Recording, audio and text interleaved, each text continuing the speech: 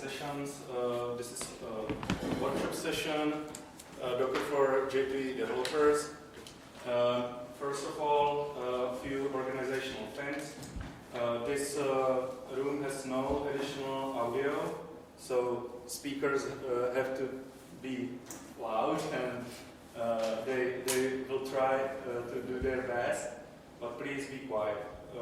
Respect the speakers, and if you need to leave, please try to not make noise with doors.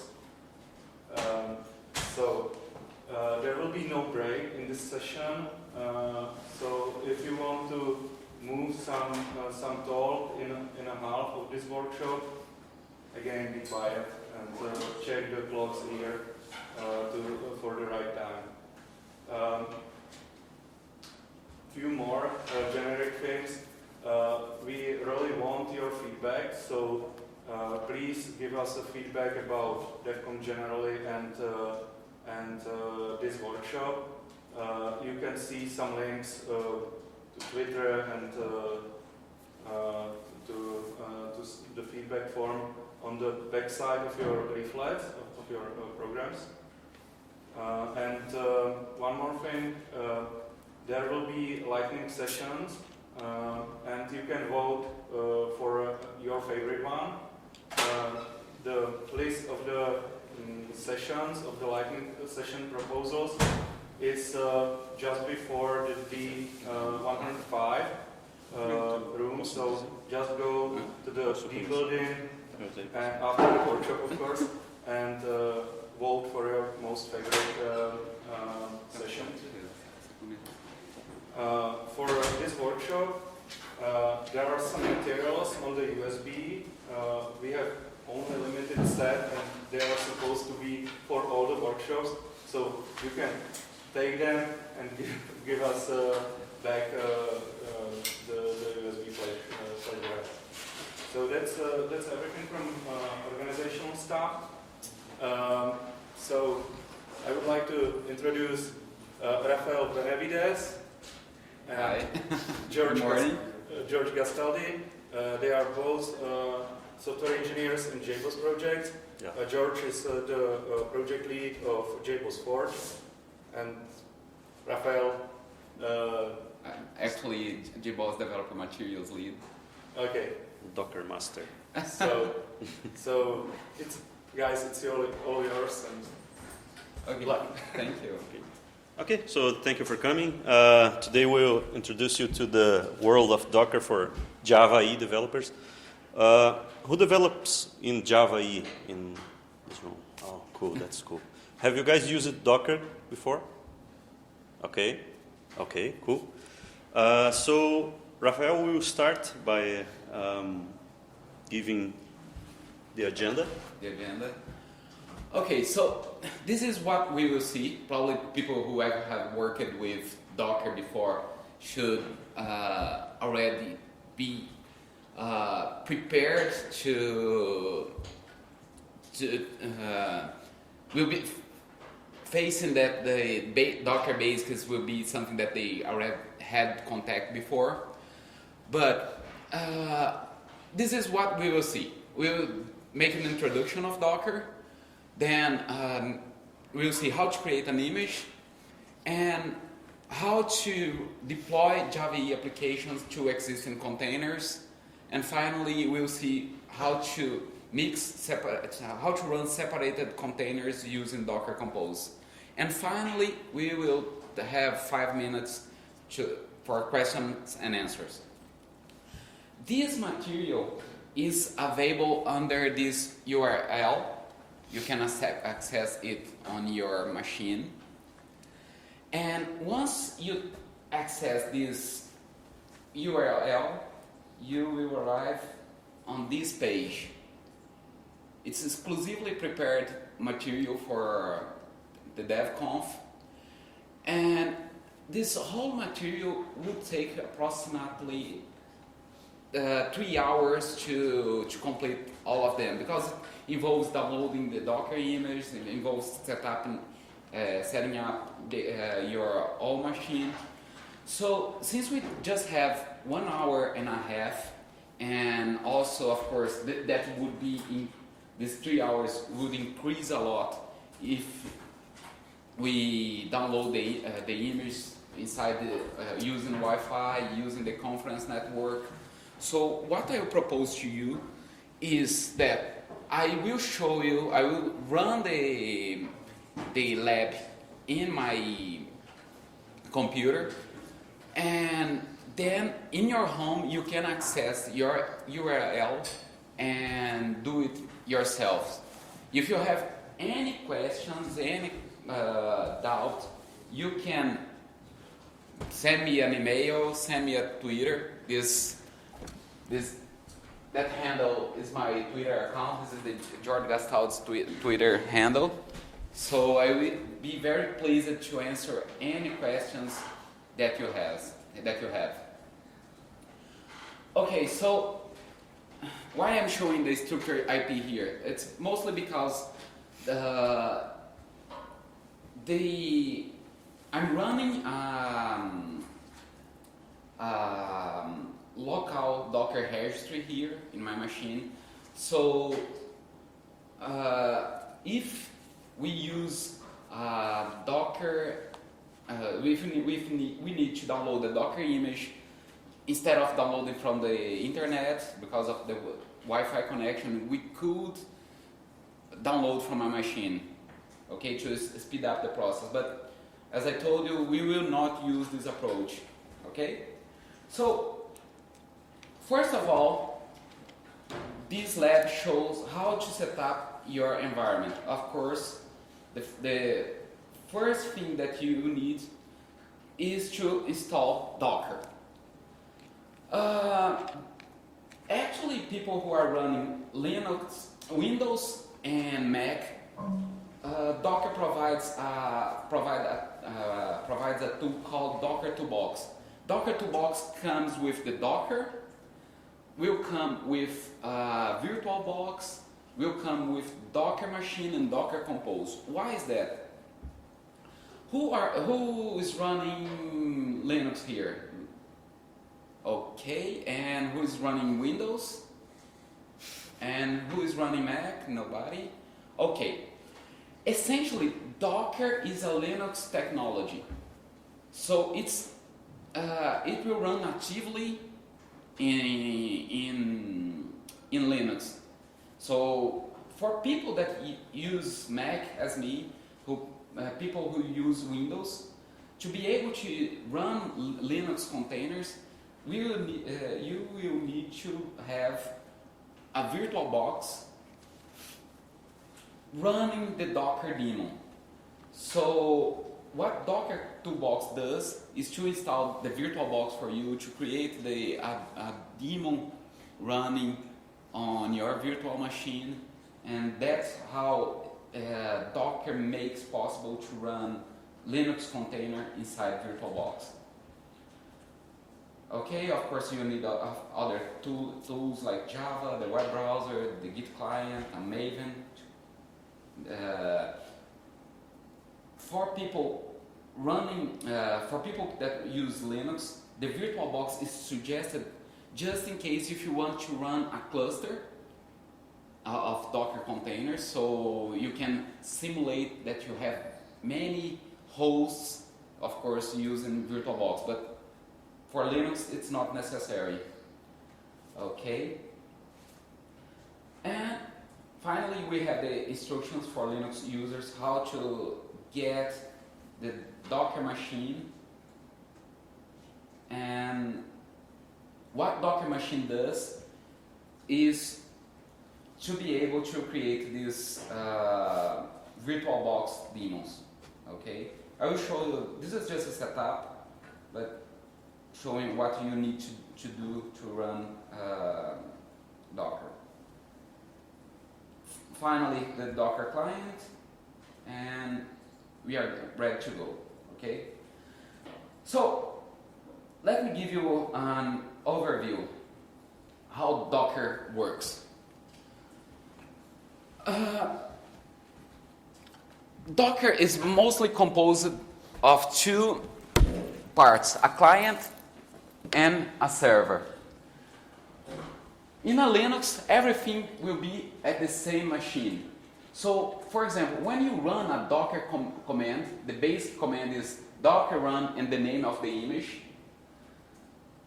This command will send to the Docker host or where it's running the daemon and ask it to create a container based on the image name that you gave here. So, for example, suppose that you ask Docker run image Fedora. The Docker daemon will communicate to the Docker hub, where we can think that it's like a Maven Central for people who are Java developers. We need to get the image, download the image to an internal repository, and we'll create a container using that image. Okay? So, for people who are not using Linux, this Docker host is what will run inside the VirtualBox.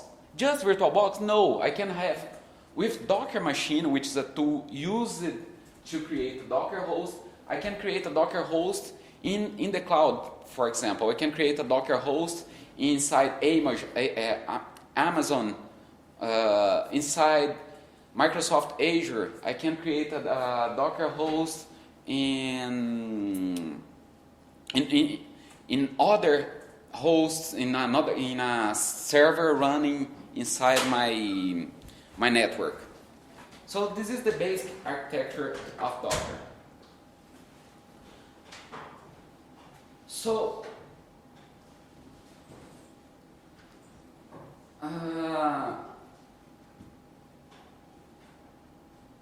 suppose that I'm in an empty machine that I'm just about to start using Docker.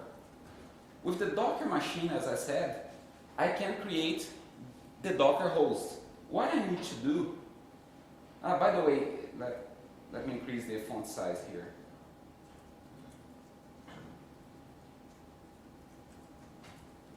Is it visible for everybody? Okay, so I have here the DocMachine, and I want to create an environment for me to work. So basically I need to specify a driver. As I said, I have drivers for VirtualBox, I have drivers for Amazon, I have drivers for Azure.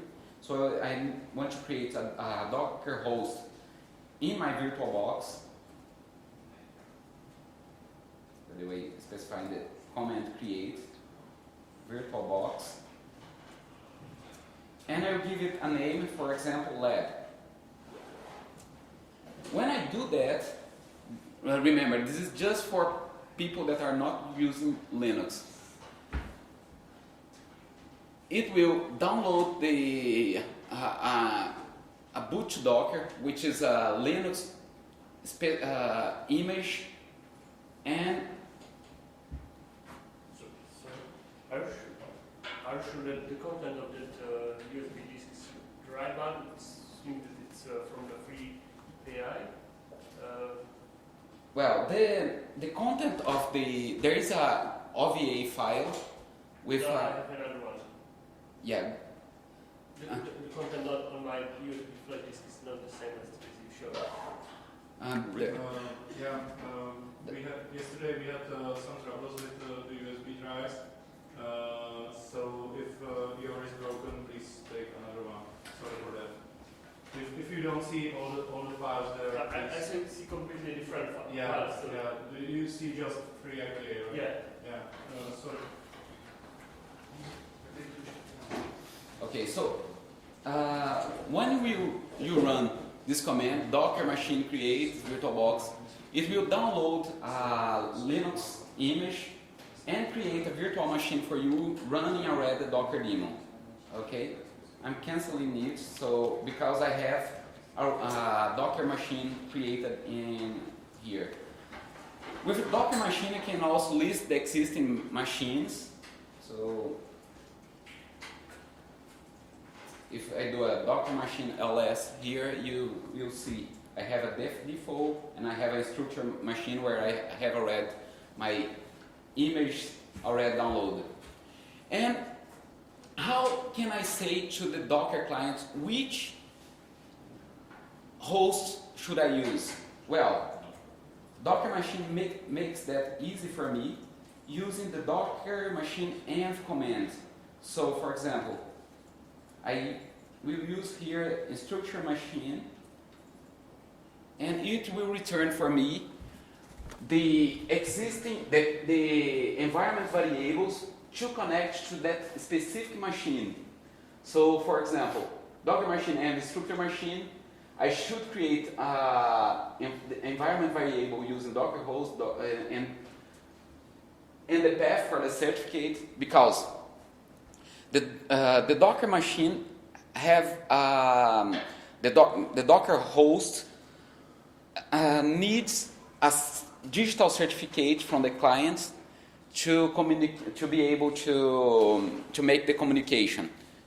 This is necessary to avoid security issues. So just the clients that have the certificate will be able to communicate with the daemon. So the Docker machine automates this process. So to set this environment variable, DocMachine says to me, run this command to configure your shell. So when I execute that, this will create the environment variables for me to connect on the instructor machine, which is a machine that I have previously created with the DocMachine create command. And now I can do any Docker commands here, okay? So let me kill my existing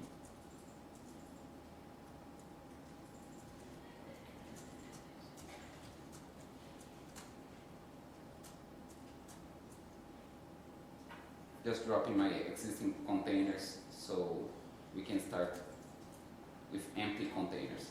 Okay? So the lab will instruct you to create a machine, get an IP. By the way, the DocMachine also allows you to get the IP of the Docker daemon. So for example, instructor machine, it will give you the IP, and it's extremely suggested that you use this IP address in your host file. So you can create here entry with that IP pointing to the Docker host. So every time that you need to communicate with the daemon, you can use the Docker host, for example, just to make more easy for you to work. Okay? But now it starts to play with Docker. So, as I said, Docker use image just like a virtual machine to create containers. I have already downloaded a lot of images here, so we can start playing. And what you will do to run, for example, Wildfly. You can previously pull the image from the repository using Docker pull JBoss Wildfly, which is the Docker pull JBoss. The JBoss here in this case is the name of the user inside Docker Hub, and the name of the image, because inside JBoss we have images for Wildfly, for Wildfly Swarm, for every other JBoss JBoss projects. So JBoss pull Wildfly. If I don't specify the tag, it will use a default tag called latest, which is the latest image available for that version. So let's see what's happening here. Now you can see pooling repository Docker IO. Remember that I said that Docker IO is just like the Maven central repository. It's where all Docker images are stored. It seems that I'm having issues with the internet. Maybe let me see here. Maybe I was disconnected.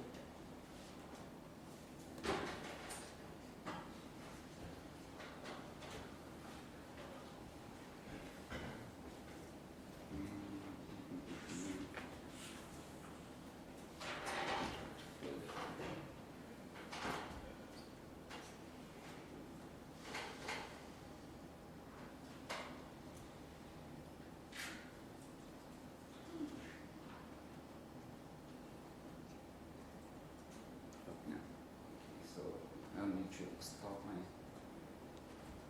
machine. Stop.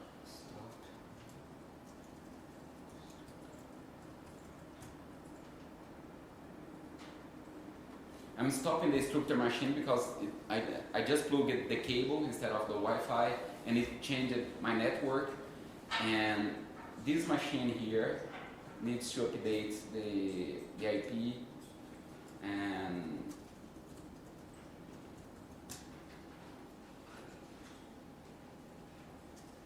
the DNS, so that's why I need to stop and start the structure machine again.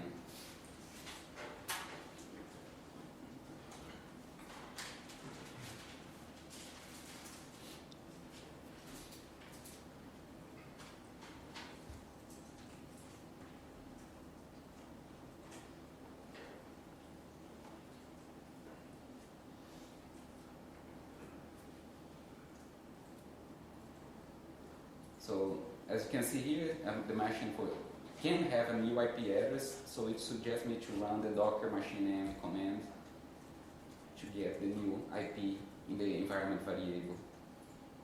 It didn't change, but okay. So Docker pool JBoss wildfly.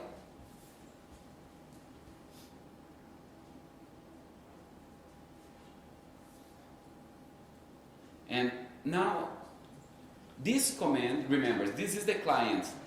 It sends this pull command to the daemon that's running inside my VirtualBox. So as a client, it does nothing. It's just a dump image. It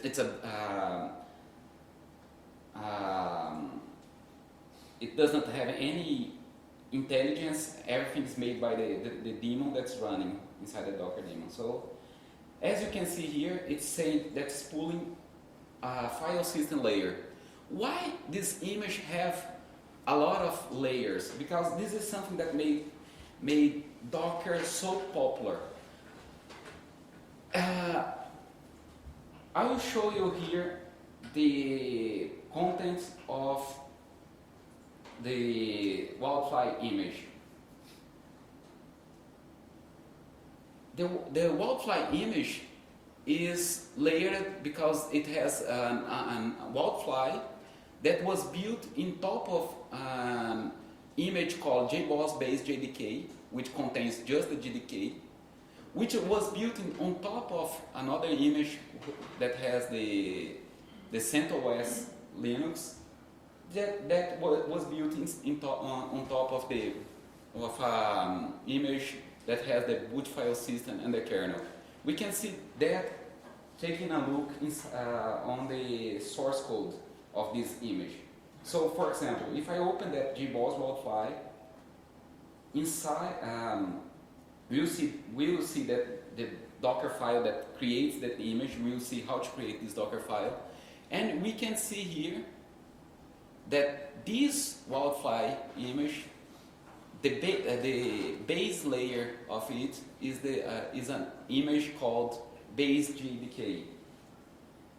If we open the base JDK, this has the from JBoss base. If we open the JBoss base, we'll see here the CentOS installation. So each one of these images have a specialized purpose. So the Wildfly has just the Wildfly installation. As you can see here, there is no need to install the JDK because the JDK is already installed on this base JDK image. Let's open it again. The base JDK image has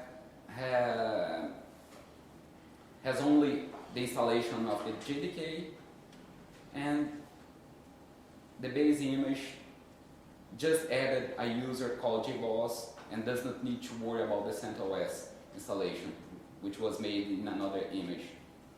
So that's why you see a lot of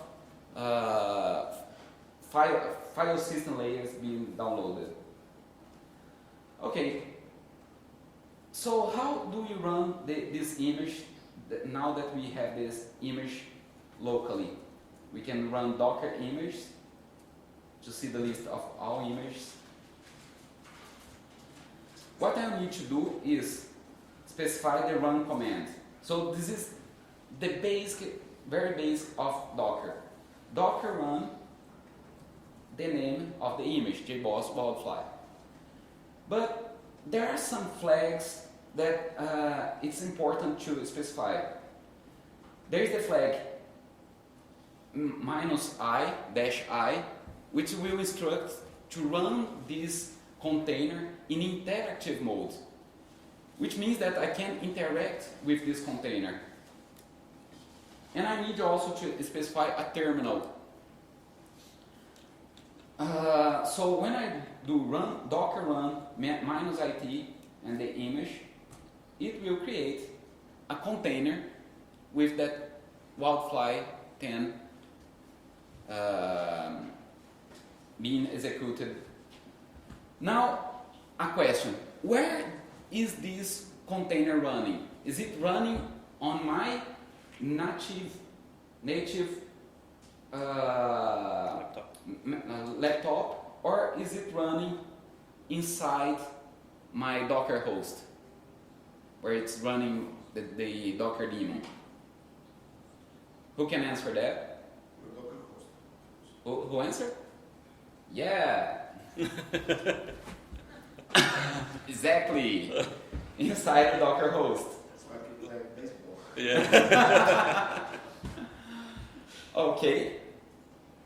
So this is the very basic to execute a Wildfly in your using Docker. You don't. If you have a new machine, you didn't need to install JDK. You didn't need to create a JBoss. You didn't need to download the Wildfly. It's just there in the image. Okay.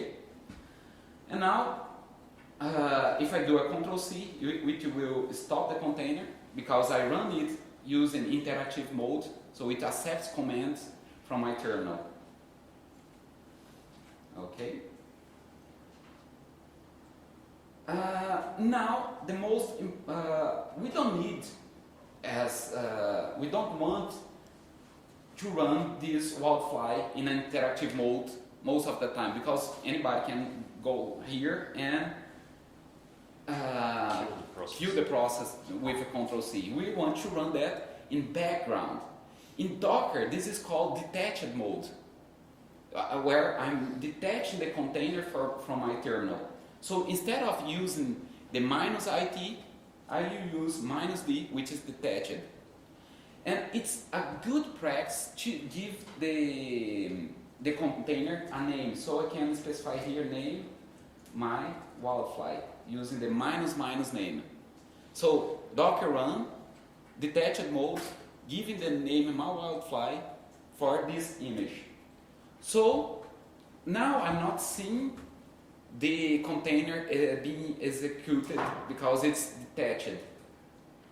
I can do a Docker PS, just like you do a PS in Linux, and you will see here some information. You see the container ID 92BC. It's the same ID that it returned when you did. when you did a docker run -d, it returned an ID created for that container. You can see the ID here. The image, the boss wildfly, the command that's running inside that image, and what else? The status, it's up. It was created 15 minutes ago, it's up 13 minutes. There is a port opened and a name, my wildfly, that I created. What happens if I don't specify the minus name? For example, here, I didn't specify. Sorry? Yeah, it will generate a random name, and it's a very funny name each time. Backstabbing Shawl and every kind of crazy names will be created here.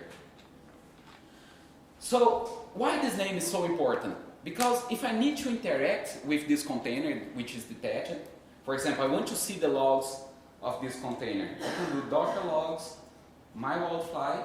Now I can see the logs running.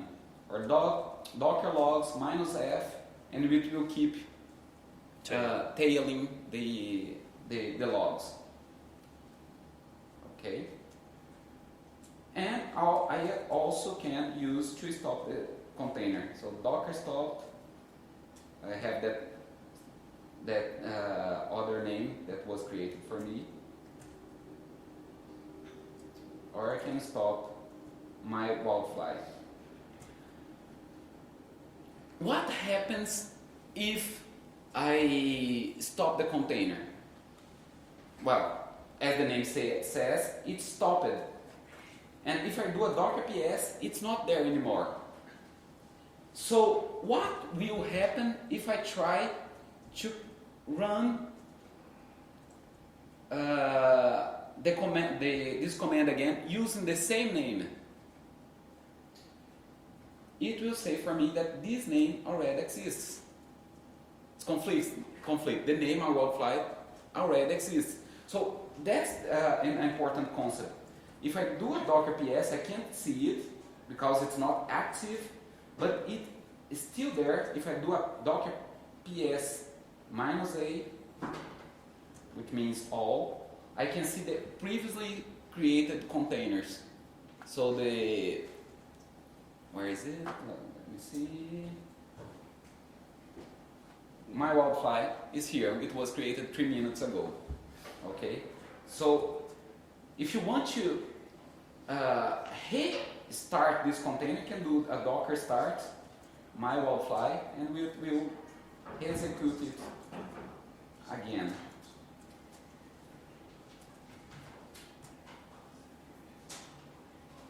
And if I do a docker ps, it's there. It was created 3 minutes ago, but it's just up for 12 seconds. Or if it was stopped, I can remove that container using docker rm. Okay? So now let's have access to that container. Okay?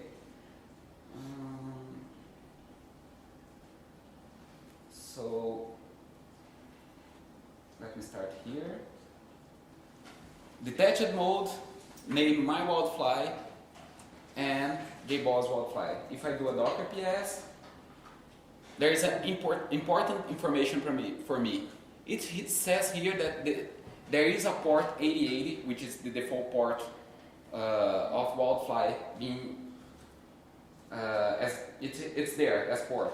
If I do a docker logs my wildfly, I can see also here, let me see where,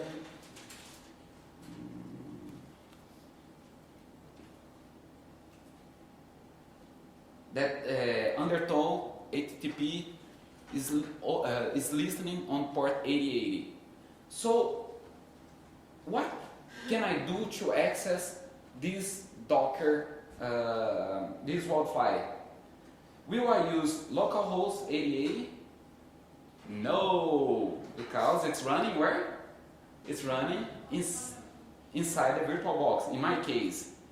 For people who are running Docker daemon on Linux, you can access it on localhost. So remember that I said that's a good practice to get the Docker machine IP and place it inside your host file so you can do a Docker host and resolution. This will make easy for me to just say Docker host 8080. So another scarf for who answer me, it doesn't valid for you because you know you will have already used Docker before. Will I be able to just hit enter and access Wildfly? Yes or no? Yes. If the port is 8080, yeah. Well, this was a tricky question. Why I cannot access it? Because Docker secures the container for me. If I go to the, let's do a research here. Let's open Docker Hub. Let's look for that image, Wildfly. Open here the JBoss Wildfly image. I can export the Docker file, which was used to create the Wildfly image. I can see here that there is an instruction expose 8080, but when I do a Docker PS, I can see the port 8080 here, but I didn't ask for Docker to expose that port for the world. So how do I do that? Docker stop my Wildfly. What I will do is when I'm running the container, my Wildfly, I need to specify with capital P that I want to get all ports that's declared on the Docker file and expose it for me. And when I do a -P capital, let's see. By the way, I am the Wildfly. Now, if I do a Docker PS, I will see a mapping between my local host and the container. Okay? But it generated me a random port number, 32768. So let's try to see if I can access 32768. Aha, now I have access to Wildfly. Okay. But you may look like that and see, this is strange. I didn't like that because I'm used to have Wildfly running on 8080. I don't like that number. The first thing is that, why it creates random port numbers? Because as a container, I can create many containers as I want. For example, suppose that I don't give it a name. I can execute this command many times. And each container will execute on different ports without collisions. Okay, that's why Docker exposes on random ports. It would work also like a Linux machine this way as well. Like I can run for instances on 8080. Or could it just work because you have a local host? Sorry, I didn't. Vai funcionar também se tu não usar DocMachine. Do you mean executing natively on Linux? Yeah, it will work in the same way. The only difference between using DocMachine and not using DocMachine is that instead of specifying here Docker host, because I'm getting the IP of the virtual machine, you can use localhost here. It's the only difference. But the port will be the one that is exposed to the Docker file, right?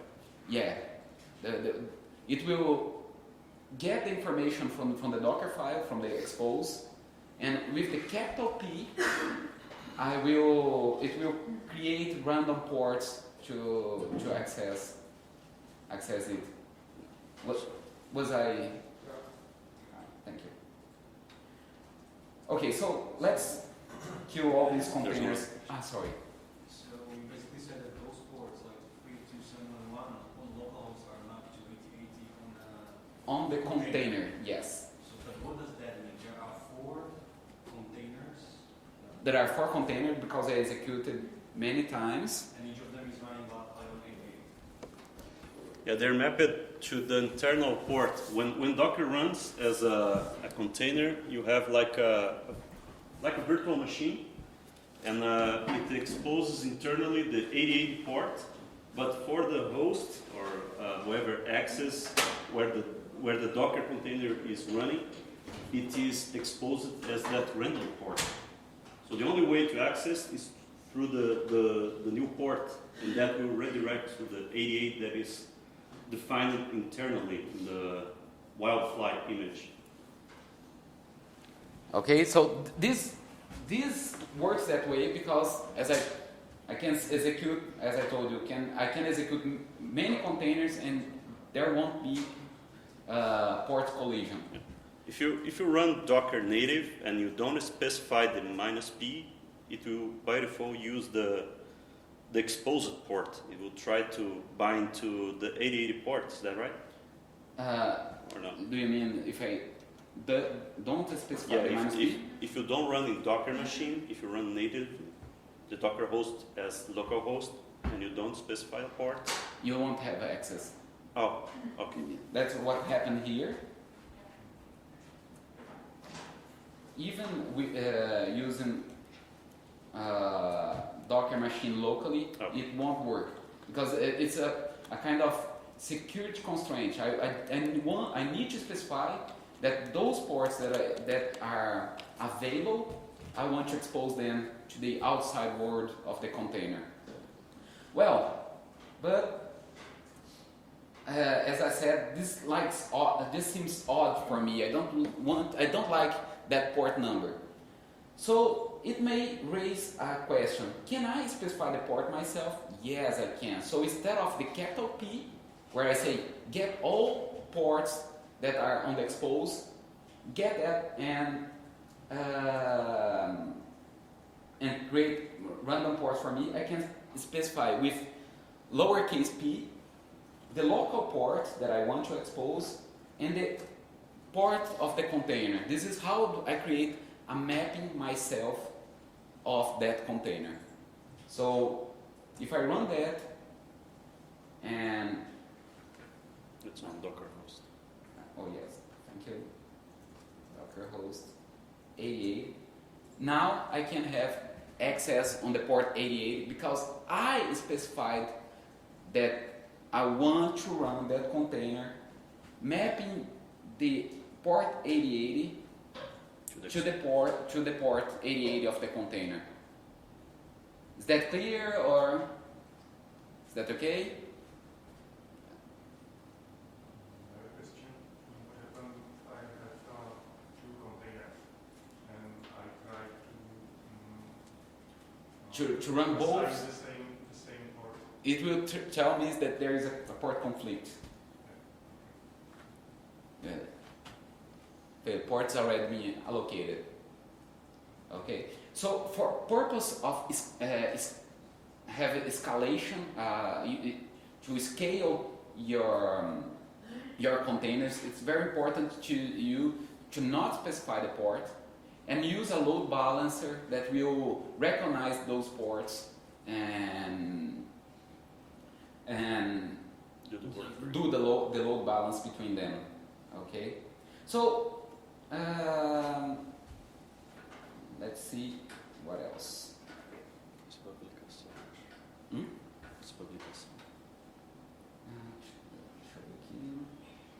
Okay, run container with specified port.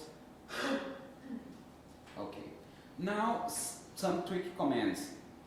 Suppose that I have here, let me run many containers. I have 3 containers executing on random ports, two using random ports, one using port 8080. And suppose that I want to stop all of them. With Docker stop, I can pass commands. For example, I saw previously that I can do Docker PS, which will show me all the containers executing, but I can do a Docker PS minus kill, which will just return me the container IDs. So I can do a Docker stop and pass Docker PS minus kill, and it will stop all the executing containers in a single command. This is very handful when you need to stop many containers or remove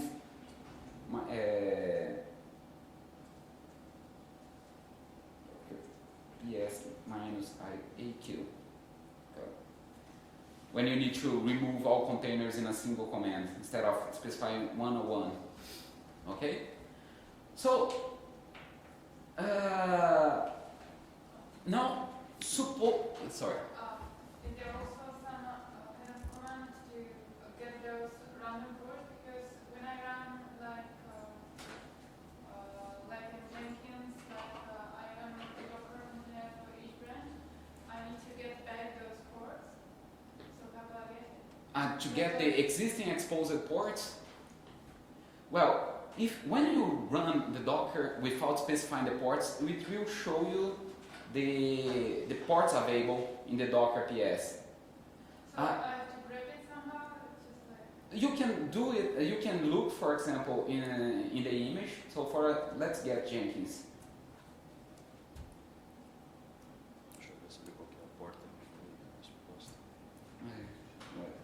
Let me get here.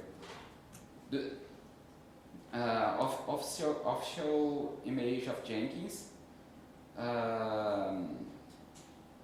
Most of the time it will say for me in the documentation, for example, Docker run minus p 8080 and the port 50,000. It's not actually the question. I mean, I use Jenkins as a runner for those. I creating containers on the Jenkins. Ah, I see. It's like I create the same container but of different versions. So I need the random formatting, but I need to get it back. I understand. So, for example, you want to get the port, you can do Docker port and the name of the command. In this case, I have the name of the container. No, this is the random name. It will return for me the mapping. Or I can do a Docker inspect. Let me get here the Docker inspect.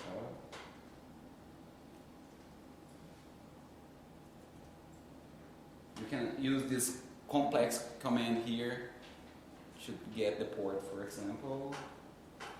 Docker inspect.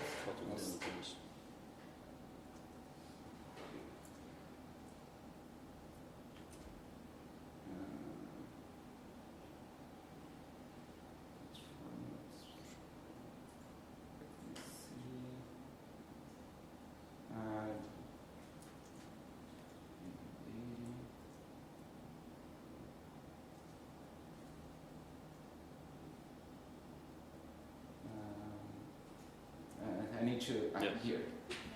If you do Docker inspect using this complex filter, because the Docker inspect get all information from the container. So nostalgic, it will get all information, and with this format you are specifying a filter that you want to get just what was exposed on port 8080. So it will return just the port number. Or you can do just Docker port and we will return you the mapping. The both ways work. You're welcome. So now another trick part of dealing with Wildfly.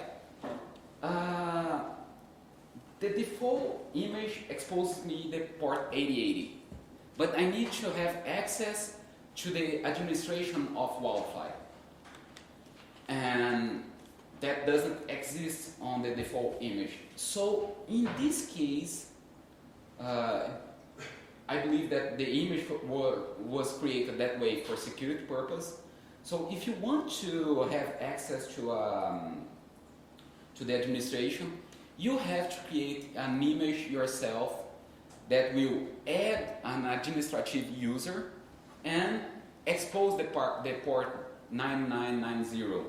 That was what I did in an image that I previously created. So let me show you here. I have an image called Wildfly Admin that if I go to the Docker file, you will see here that I created a username and I exposed the port myself. I customized the existing JBoss Wildfly 10 image. Okay, we will see how to create an image in some minutes, but now let's see how to access the Wildfly administration port. So now I will run docker minus IT minus P because I want to get the minus D minus P because I want to expose all ports in the following image that I have created before. Remember that it's my username, so it's the image that I have created, and I gave the name Wildfly Admin. If I do a docker ps, I will see that I have now 2 ports exposed. Let me do a docker port instead. Panini. I have the port 99 exposed as 32775. So if I go here, docker host 32775, now I have access to the administration console. Remember, I created this customized image myself and I add a user with environment variables. So here the default value is admin and the password is docker. Is it possible to change these environment variables at runtime? Yes, that's what we'll see now. So I have here I have now access to the deployment to the administration console. Why I created these parameters here as environment variable? To be able to override these values. So how do we do that? Let's stop the existing containers once more. Remove docker ps minus aq. When I'm about to execute a command, remember that I said that it's important to give a name so it's more easy. We will see now another parameter, which is -e. -e allows me to specify environment variables inside the container. So if I use here username equal devconf and -e password equal devconf at 123. Now, when let me get the port number again. 32777.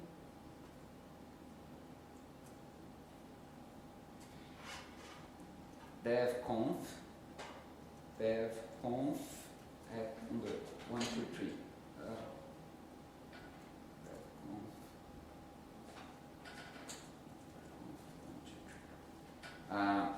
I know that didn't work because I previously created the image. So what I should do is overwrite here after the execution of the container. This image was created as a test purpose, so that's why I didn't overwrite the value. We can see that this environment variable was passed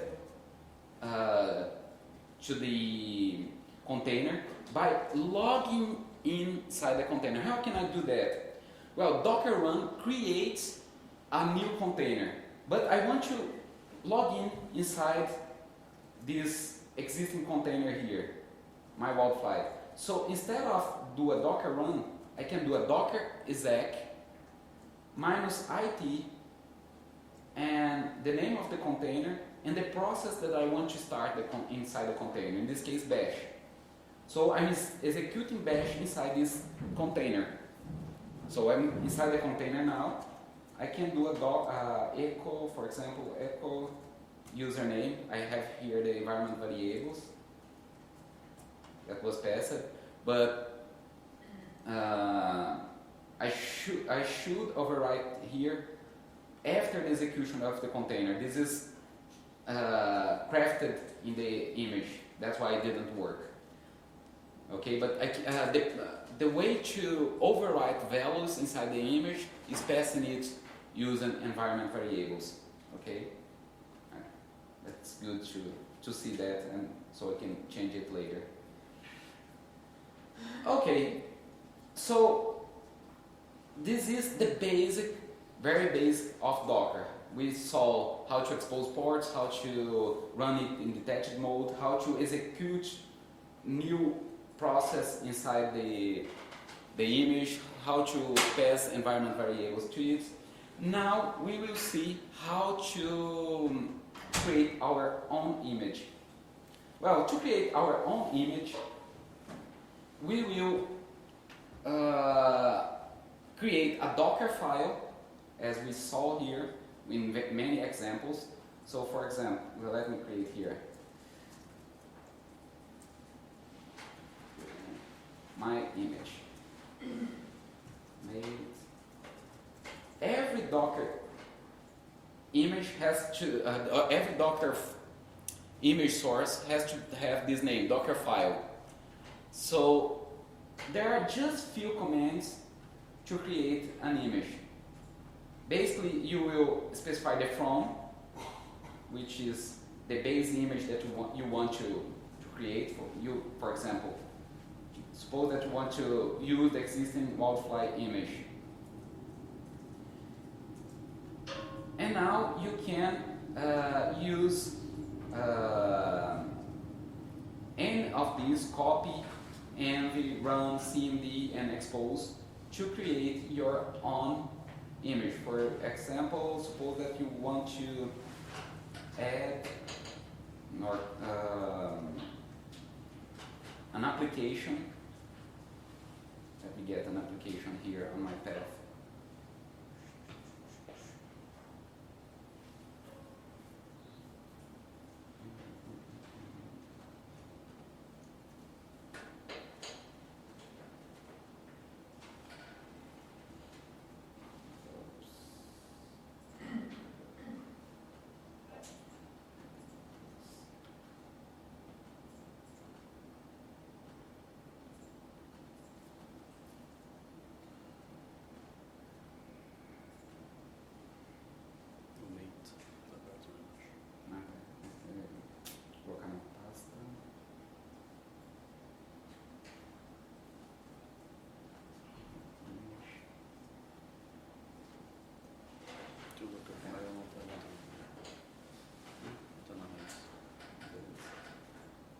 Let me get an existing image here so we can move faster.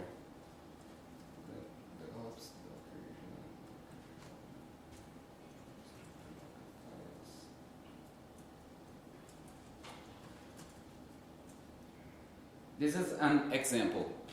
Let me make it. I will get the existing JBoss wildfly image. I can declare a maintainer, and I can use the add to add a file, or I could use copy. There are some small difference between them. And I will add the ticket monster war inside this deployment folder. And now I expose the port 8080, 99, and 8009 because I was playing with mod cluster. And finally, I will run the default command for this container. So once that I have a Docker file, what do I do to build this image?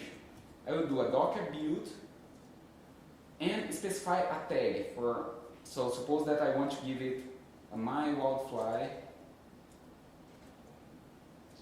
ticket monster, which is the name of application, and the path of the Docker file, which is here.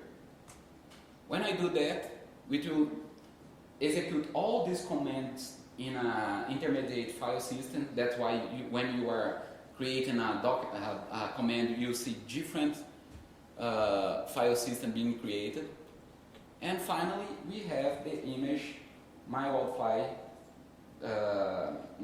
ticket monster. So how can I do to run that? Docker run -it my wildfly ticket monster. So does it mean that the WAR file is now the part of the image? The WAR file is the source of the image. But It's inside the you, image. Like the renew the WAR file, so you have to Ah, renew the image. Yeah, it's inside the image. How it doesn't look right to me. It shouldn't be like part of the image. Can I edit later then? Well, in this case, you are creating an image that have everything to run this application, this ticket monster application. So suppose that you want to deploy an application in a cluster. So instead of running many containers of wildfly, and you have to deploy the application on all of them, you just craft an image with everything built in, with the data source created, with the any parameters of the JVM customized. Suppose that you change the thread numbers of the wildfly. You made a customized image of wildfly. You can do that and simply ask for a person in the operations department to, hey, execute 100 containers of the ticket monster application, and it will execute that as part of the application. You don't need to ask him to execute the wildfly and then deploy this wildfly image in all of them, change create an administrative user, change the parameter of the JVM, increase the size of the threads.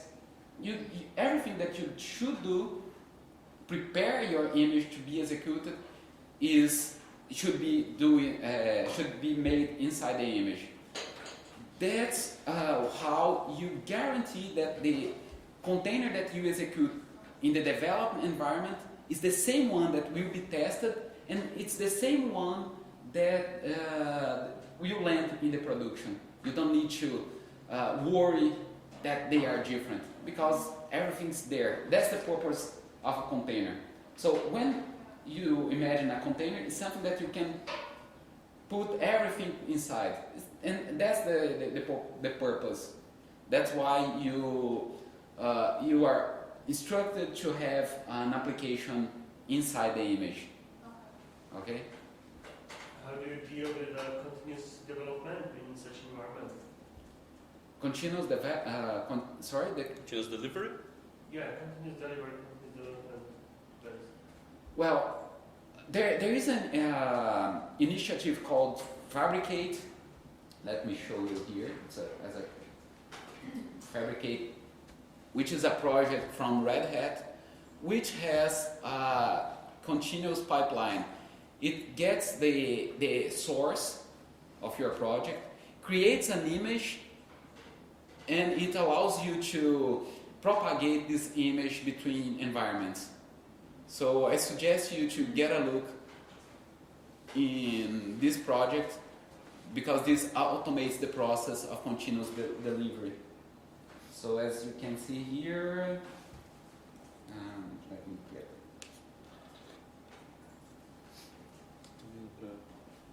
Expor deployments como uma pasta. Ah, é o que a gente vai ver agora. Acho que é a resposta daquela pergunta mesmo. Well, so this Fabricate project allow you to have a control based on. It will check the code from the version control, generate an image, build during the build process, and based on the feedback, it will propagate the image to another environment. So, to return to our lab, I will show you, by the way, if you have the image, as we have here, Docker image, we can see here the size of the image, and suppose that I want to export it to a file, I can do a Docker, save the name of the image, and the destination, for example, my image.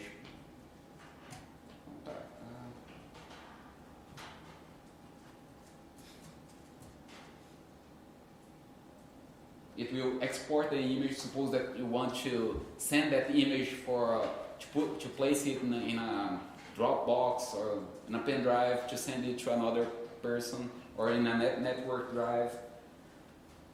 So you can, this is how you can export the image, and then later you can do a Docker load and it will bring that image to the internal registry. Well, we saw how to create. Question. The export is just image or whole container? The whole container. The image. Oh, the image. Yeah. Okay. Something about Docker is that all containers should be what they call ephemeral. The containers need to be discarded and recreated easily, because that's the purpose. Suppose that your application is crashing for overload. It's overloaded and it's crashing. Instead of debugging why it's crashing, why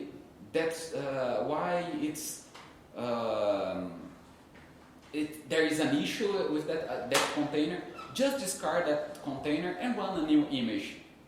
You don't need to worry, because you can create as many containers as you want based on that image. So the image is more important than container. And now you may ask me, but what about the state? What about the files that are inside the container? It's a good practice to not store things inside the image besides the things that you need to execute. For example, that Ticket Monster image has only the application, but the data is stored in a database. Was that what you were about to ask? Yes, but if I have a scenario about data loss in Docker container, and I would like to migrate or some update data in database, and I would like to try in some test environment. I would like to take current state of the container and try in my test environment. Is it possible? Yeah, it's possible through the exposing a folder from the container to the Docker host or to another container. This is what we will see now. So as we create a port mapping, we can create a file system mapping. So that's why you have access to the this is how you externalize things from the container. So for example, let me show you here. Well, this is how we executed the Ticket Monster application. We have the application server and the database running inside the same image. But suppose that I want to deploy the image myself. So I will run here. Let me get my image. .ps. Docker IAM myself, my website. So let's do what we learned. Docker run -e v, a folder here called deployments.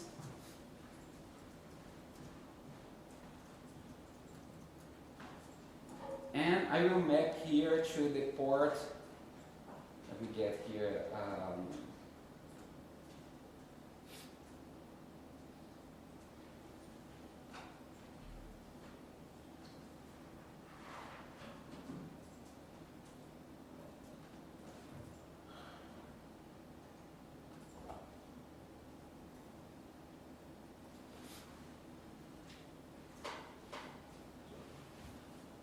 I will map my local port, my local folder to inside JBoss Wildfly standalone deployments, and I will run it as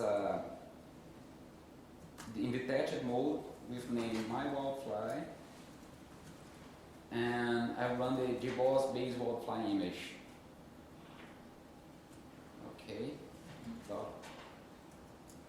Docker logs -f, my Wildfly image, okay.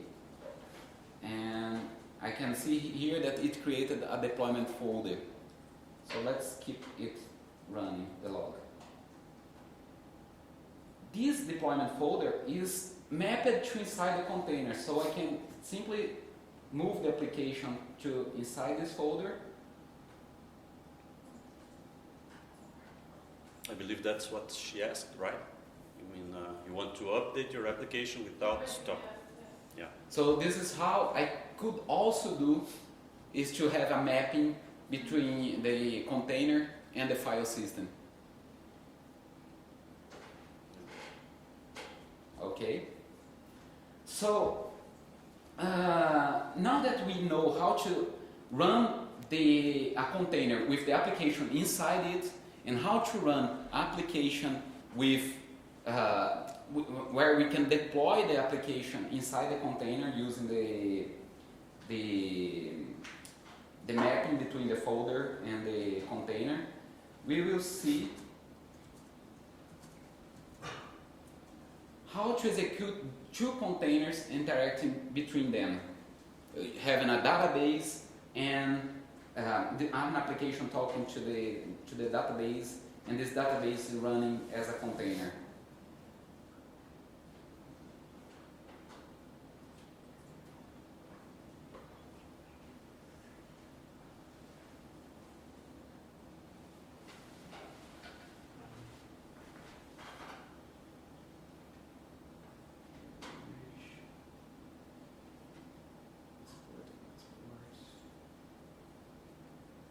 Okay, so to be able to have two containers communicate to each other, we have to create a network.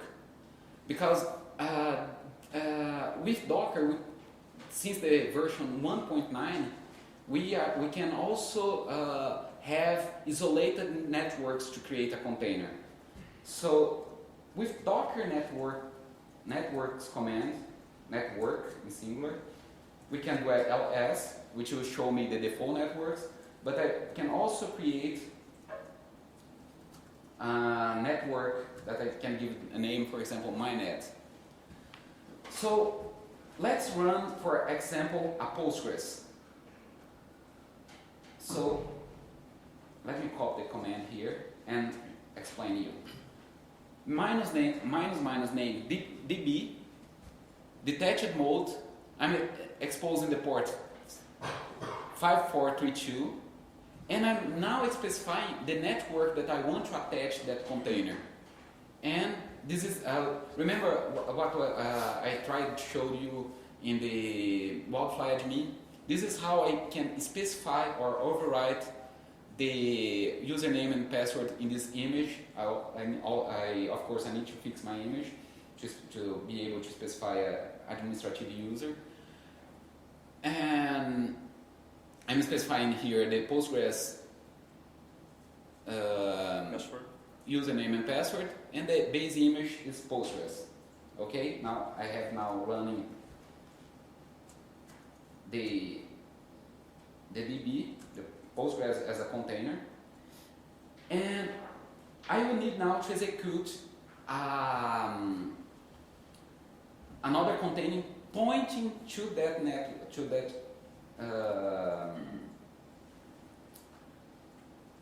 to that container. I have here a pre-customized image with the wildfire ticket monster. And what did I need to make? If I go there, docker logs -f, wildfire ticket monster, you see here that's working. This error is because it tried to drop the image, but you see that the application deployed and it's working nicely. What I need to do? I needed to customize this image. Let me show you here.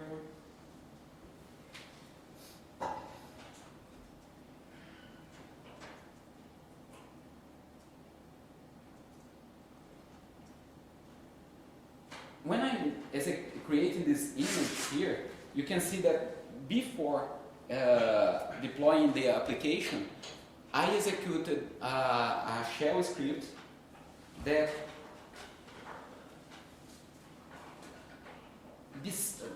creates the data source, it installs the Postgres driver, creates a data source, and the data source here uses the host called DB. That's why I need to specify the container with the name DB. So, for example, let's take a look inside that container. -it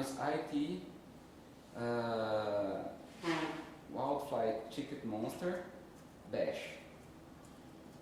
When I run two containers in the same network, it updates me the host file with the internal IP address of each one. So that's why inside the wildfire ticket monster, I have the IP address of the DB. That's how I able to have two containers communicating to each other. Is it possible to deploy more containers with the same apps to communicate with one database? Yes, so let's do that. I will execute now wildfire ticket monster 2. And of course with random port name, with random ports. And now I execute 3. And docker logs -f. Let's see the log of database. Let's see the wildfire ticket monster 2. It started. So that's why you can scale your containers. Okay. So now I use this last 5 minutes to show you how to do that in an automatic way using Docker Compose. Because everything that we need to do until now, we need to use to learn the -e, -name, -net,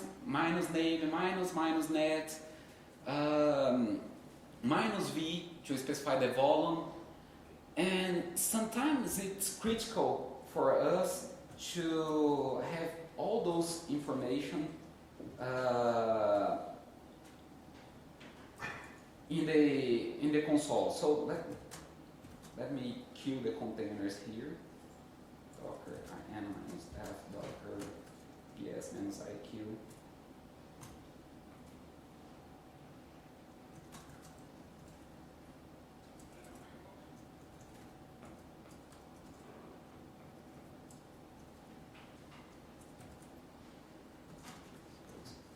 So, what I needed to do to run that example, I needed to create the network, I need to create the Postgres container, here, specifying the port, the name of the network, the environment variables, and then I need to execute the, let me find here, many ticket monster application exposing the port. So would it be much more easy we define that in a file like we have here, Docker compose, and specify everything in a YAML file. And just say to Docker, run that for me. So this is what Docker compose does. Docker compose allows me to specify, for example here, let me open that in another editor. I have here the container name DB, and I force it to use the container name as DB because remember, inside my image, I'm expecting that the database is running inside the DB host. The name of the image, the name of the net, the ports that I want to open, and the environment variables. Remember what I told to use a load balancer? This is a container running multi-cluster, which is a load balancer for a Apache. So I have here the container name called mod cluster, the network, the image, environment variables to define what IPs I should accept. Let me expose here my local IP. What port is it running? And finally, my wildfly image running on the same network. So to run that, I will use, instead of Docker run, I will just do a Docker compose app -d for the detached mode. And it will create all containers for me automatically. Right? To prove that, I can do a Docker PS. Look, it created for me the Postgres, the DB, and the multi-cluster containers. So, and exposing the right ports for me. So I can go here, for example, Docker host on port 8080, and the multi-cluster, assessing the multi-cluster, and I have here the ticket monster context available automatically for me. I can do a Docker, let me go here, let me copy this to another folder.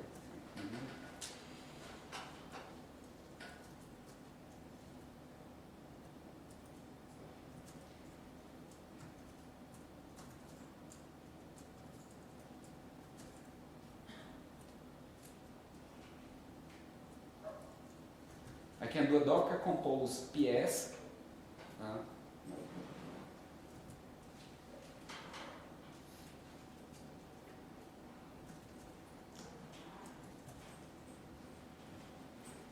Docker compose PS. It will list for me the name of the containers, the commands, which ports are available, and I can do the thing that I really like about Docker compose is this. I can do a Docker compose scale which serves. I will scale wildfly, and I want to have 3 wildflies running, and it will automatically create 3 wildflies for me, and I can do Docker compose logs, and it will concatenate all logs for me. That's why you are seeing wildfly 2 and 3 running. And remember what I have told you about the load balancer? Because all of them are running in different ports. They are not colliding. So if I update here the load balancer, you see here that I have 3 hosts, 3 containers pointing to Ticket Monster. That allows me, for example, to do tests like, for example, let me access it. So suppose that I'm using the application and I want to Docker compose scale wildfly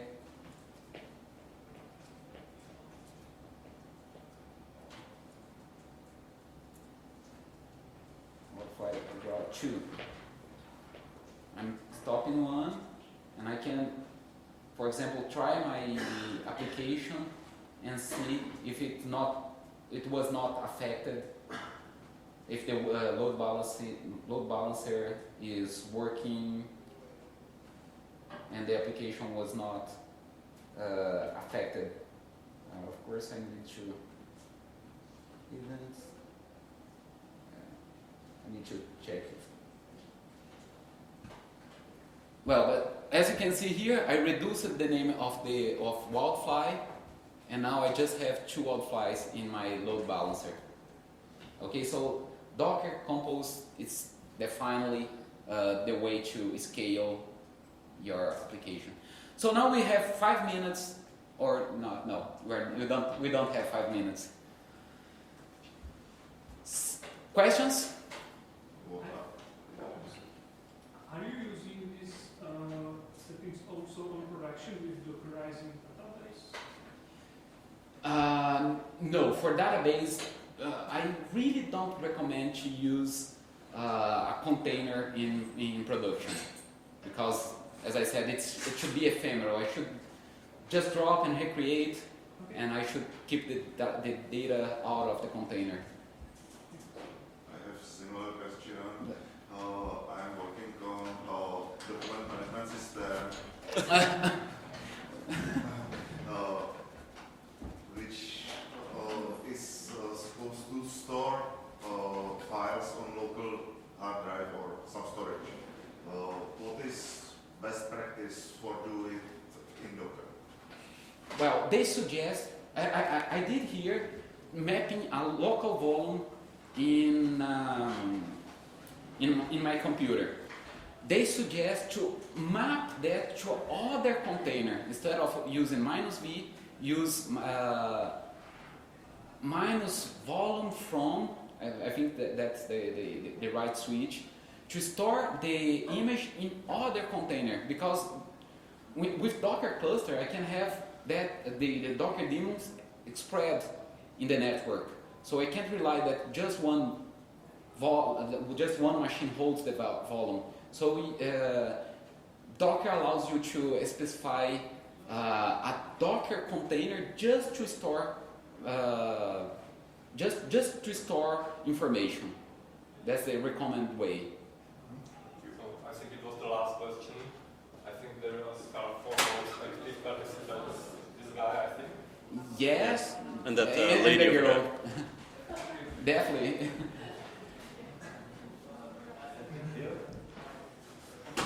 Yes.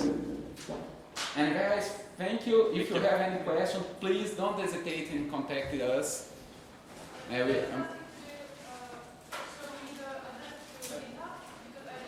Okay. And of course, we will be outside if you want to continue our discussion about Docker. I'll be very pleased. We will be very pleased to answer all questions. Thank you very much. Thank you. Thank you.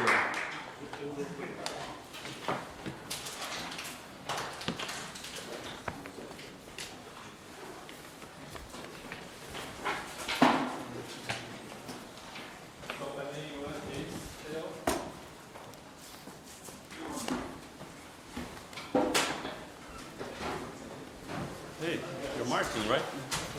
Hi. How are you? The weld guy.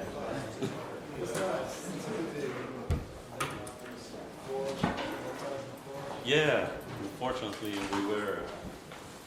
thought that we would have more time for the lab, but no worries. We'll have a Forge lab in about 2 hours.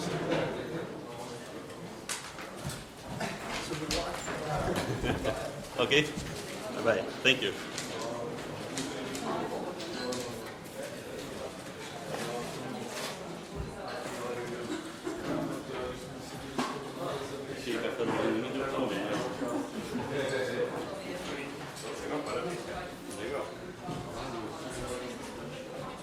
Hi. Hi.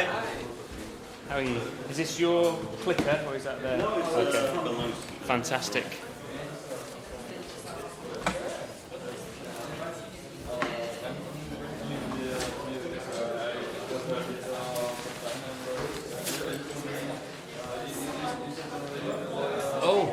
Great, I'll tell the volunteer, thank you very much. Was it just outside? Great, thank you.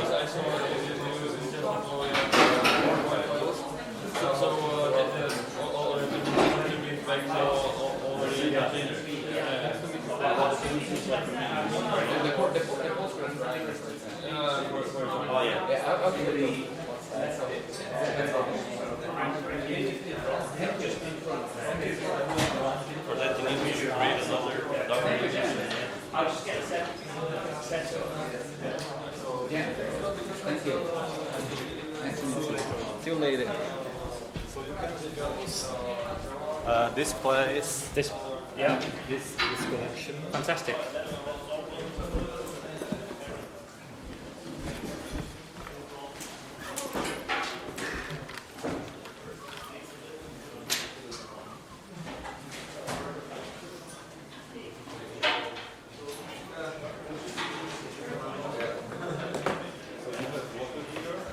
Oh, fantastic.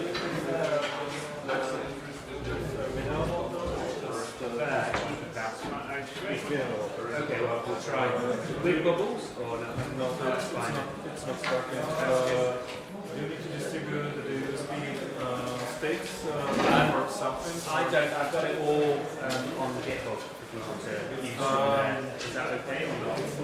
It depends. We'll find the out. size of the repository. Oh, it's tiny. Okay, that's fine because the Wi-Fi is Not great. Not that great. Okay. Last time one workshop was completely ruined when they downloaded like 60 megs. So Okay. if it is bigger, then Yeah, we'll find out. yeah, let's hope. Yeah. Great. So this Martin Woodward. That's me. Woodward, Yes. yeah. Woodward. Good pronunciation. It's great. Pronunciation. Where should I stick my sticker? On my laptop. I think I'll have it on my laptop. Yeah, I have plenty of stickers on my laptop. There we go. Right, let me get configured, make sure we're working. How are we doing for time? We're okay. And then, yeah, well, we'll see. We'll see how we go. So the power here. Great, thank you. Let's just check this presents. I will switch to your computer.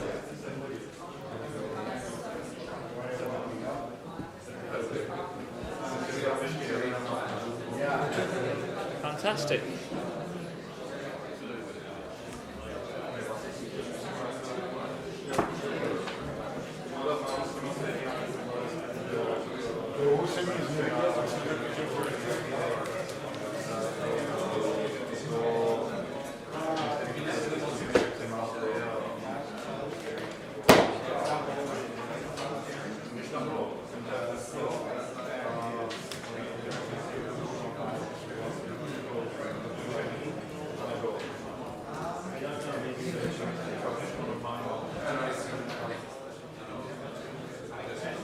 You can.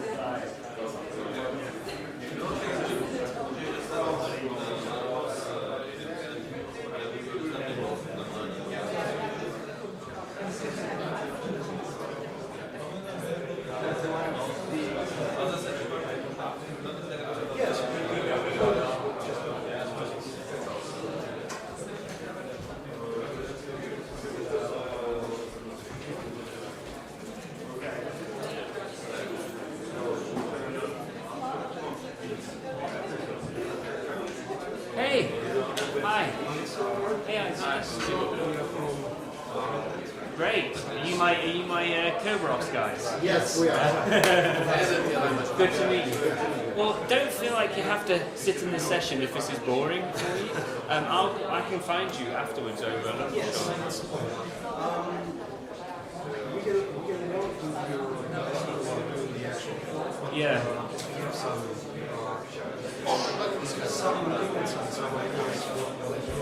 Okay.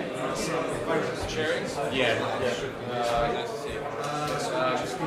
Extra USBs. Great. You don't need them. I've done them. I've done a similar thing in the past again. So I used to have a real job before I joined. But let me just make sure. Let me just get this working. And I used to make cross-platform products that talk to Microsoft products before it came to Microsoft. So Linux and Solaris. And so we had to reverse engineer NTLM v2 to get it to work using the Kerberos MIT libraries and just happy. So the guys in India, I'm not sure actually, they're the guys who own that bit for networking. And I'm not sure how familiar they are with actually the underlying protocol. So I suspect they're taking, they're going for an easy route rather than the right one.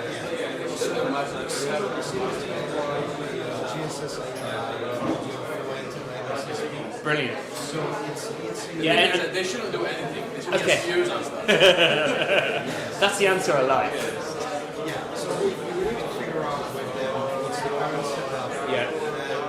How to change it. If they have any use beyond JSS API, that's all we need to remove. Yeah. So that it's combined. Exactly. And then find out, work out.